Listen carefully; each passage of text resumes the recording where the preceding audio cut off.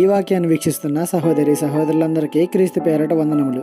ఈరోజు వాక్యం ద్వారా దేవుడు మనతో చెప్తున్న మాట, ఆయన నా శత్రువుల చేతిలో నుండి నన్ను విడిపించును, నా మీదకి లేచివారి కంటే ఎత్తుగా నీవు నన్ను హెచ్చించుదువు. కీర్తన గ్రంథము 18:48.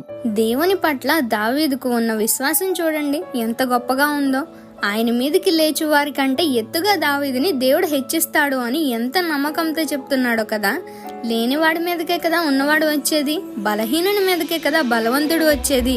ఆ బలవంతుని కన్నా బలంగా ఎత్తుగా అధికంగా దేవుడు చేస్తాడని, చేయగలడని మనం కూడా నమ్మాలి. చిన్న చిన్న సమస్యలు చూసి ఈ బ్రతికెందుకు అనిపిస్తుందా? దేవుడు ఉండి కూడా నన్ను కనికరించట్లేదు అని అనుకుంటున్నావా? ఇంకా నీలో విశ్వాసం ఏది? దేవుణ్ణి ఏదో నామకార్థంగా నమ్ముతున్నావు అంతేనా? మరి లేకపోతే ఏంటి? సముద్రం చీల్చి దారి చూపిన దేవునికి నీ సమస్యల నుండి బయటకు తీసుకొచ్చే దారి తెలియదంటావా? 40 సంవత్సరాలు ఇశ్రాయేలీలు అరణ్యంలో నడిచినప్పుడు బట్టలు చిరగకుండా చెప్పులు అరగకుండా చూసుకున్న దేవునికి నీ జీవితాన్ని నిన్ను ఎంత మంచిగా చూసుకోవాలో తెలియదంటావా?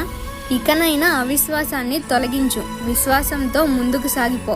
ఈ చిన్న సువార్త పరిచర్యలో మీ సహోదరులు. God bless you. ఆమేన్.